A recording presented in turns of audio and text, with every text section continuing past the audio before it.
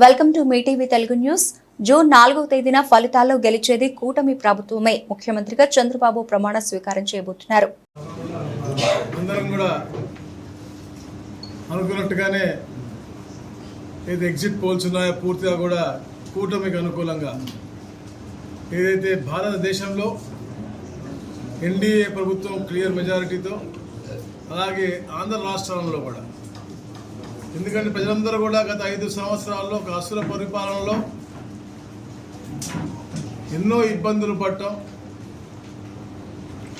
కులాలు మతాలు ఆర్థిక విద్వేషాలు ఇవన్నీ కూడా రెచ్చగొట్టే విధంగా ఈ 5 సంవత్సరాల పరిపాలన తప్ప ఎక్కడ కూడా ప్రజారంజకమైన పరిపాలన లేనటువంటి పరిస్థితి మనం చూసాం. రాజధాని లేనటువంటి రాష్ట్రం, ప్రతి మహిళ కూడా ఇబ్బంది పడే విధంగా, పేదవాడు అప్పుల ఊబిలో వెళ్ళిపోయే విధంగా, ఎలాగైతే రాష్ట్రం అప్పుల ఊబిలోకి వెళ్ళిందో ప్రతి ఒక్క కుటుంబం, ప్రతి ఒక్క పేదవాడు కూడా అప్పుల ఊబిలో వెళ్ళిపోయే విధంగా ఈ రాష్ట్రం ముందుకెళ్ళింది. అన్ని రంగాల్లో కూడా వెనకబడిపోయి ఈ దేశంలోనూ ఆఖరి స్థానానికి వెళ్ళిపోయినటువంటి పరిస్థితి రాష్ట్రాన్ని మనం గత 5 సంవత్సరాలు చూసాం. ప్రజలందరూ కూడా ఒక మంచి ఆలోచనతో తప్పకుండా కూటమి ఏర్పడితే మళ్ళా ఈ రాష్ట్రాన్ని పునర్వైభవం తీసుకురావచ్చు.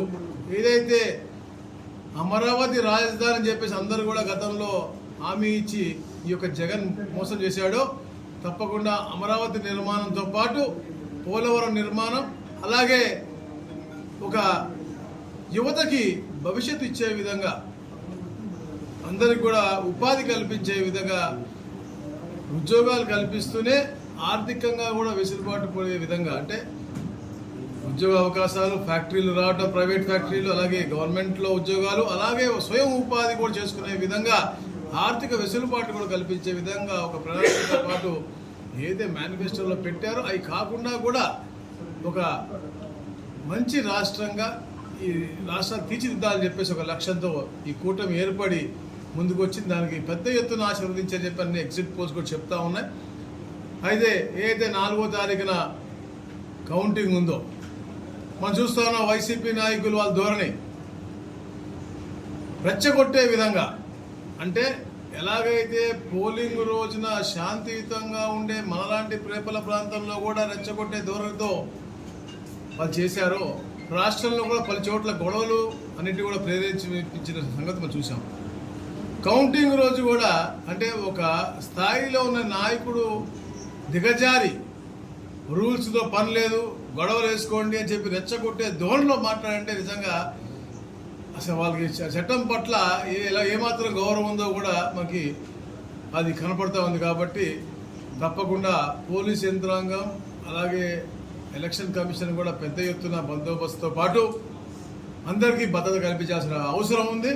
అలాగే శాంతియుతంగా మన వాళ్ళు కూడా శాంతియుతంగా తప్పకుండా మనం గెలబోతా ఉన్నాం. పెద్ద ఎత్తున పెద్ద మెజార్టీతో కూటమి ఏర్పడుతూ ఉంది. కాబట్టి శాంతియుతంగా వాళ్ళు కూటమిలో ఉంటారు కాబట్టి వాళ్ళు ఏమీ చేయకుండా శాంతియుతంగా ఉండండి. తప్పకుండా రేపలలో కూడా ప్రతి ఒక్క వ్యాపారస్తుడు, ప్రతి ఒక్క ఉద్యోగస్తుడు,